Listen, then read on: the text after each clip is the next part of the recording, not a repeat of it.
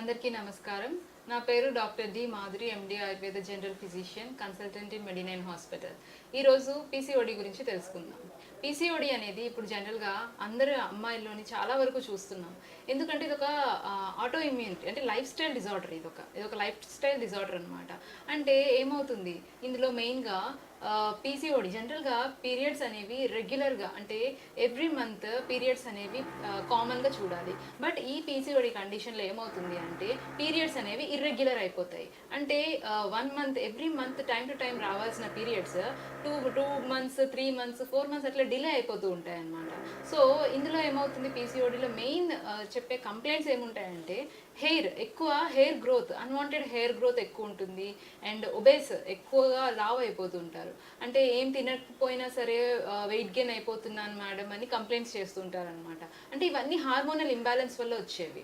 So ఇంకా ఏంటంటే ఈ పీసీఓడి రాను డయాబెటీస్ కూడా వస్తుంది పీసీఓడి ఉన్న వాళ్ళలో. అండ్ థైరాయిడ్ ప్రాబ్లమ్స్, ఇవన్నీ హార్మోనల్ లింక్ ఉన్న డిసీజెస్ అనమాట.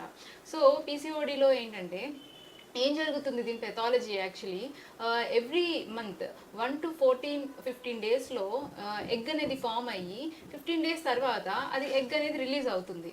బట్ ఈ కండిషన్లో ఏమవుతుంది అంటే ఈ ఎగ్స్ అనేవి మెచ్యూర్ అవ్వవు, ఇమ్మెచ్యూర్ అయిపోయి అన్నీ ఒక అంటే ఒవేరియన్ ఫాలికల్స్ అన్నీ ఏమవుతాయి అంటే ఒక సిస్ట్ లాగా ఫామ్ అయిపోతాయి. అవి ఏంటంటే ఎగ్ అనేది మెచ్యూర్ అవ్వకుండా రిలీజ్ అవ్వవు అనమాట.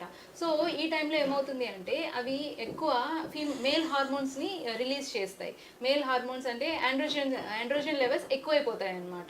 దీనివల్ల ఏమవుతుంది అంటే ఫేస్ మీద పింపుల్స్ రావడము, అట్లాగే అన్వాంటెడ్ హెయిర్ రావడము, ఓవర్ వెయిట్ అయిపోవడం, అట్లాగే చర్మం నల్లబడిపోవడం, అంటే మెడ భాగంలోని అట్లాగా చర్మం అనేది బ్లాకిష్ కలర్లో వచ్చేస్తుంది అనమాట. ఇవన్నీ డ్యూ టు హార్మోనల్ చేంజెస్, అంటే ఆండ్రోజన్ లెవెల్స్ అనేవి ఎక్కువైపోతాయి అనమాట. దానివల్ల ఇవన్నీ వస్తూ ఉంటాయి. సో ఇవి ఎందుకు ఇట్లా వస్తున్నాయి అంటే life style changes and dietary changes అనమాట. ఫుడ్ హ్యాబిట్స్లో ఏమవుతుంది, ఇవాళ రోజుల్లో చూసుకుంటే ఎక్కువ హై క్యాలరీ ఫుడ్ ఉంటుంది, అట్లాగే లో ఫైబర్ కంటెంట్స్ ఉంటుంది అనమాట. సో దీనివల్ల అండ్ అలాగే ఫిజికల్ యాక్టివిటీ లేదు. ఎవరిని చూసినా సరే అంటే సెడెంటరీ లైఫ్ స్టైల్ అయిపోయిందనమాట. ఒక ఫిజికల్ యాక్టివిటీ లేకుండా ఉండడం వల్ల ఏమవుతుంది, తీసుకున్న ఆహారము దాని ప్రాపర్ యూటిలిటీ లేకుండా ఉండి హార్మోనల్ ఇంబ్యాలెన్స్ అనేది జరుగుతుందన్నమాట. సో దీంట్లో ఏమవుతుంది, ఇందులో ఇన్సులిన్ రెసిస్టెన్స్ కూడా ఉంటుంది పీసీఓడి కండిషన్లో.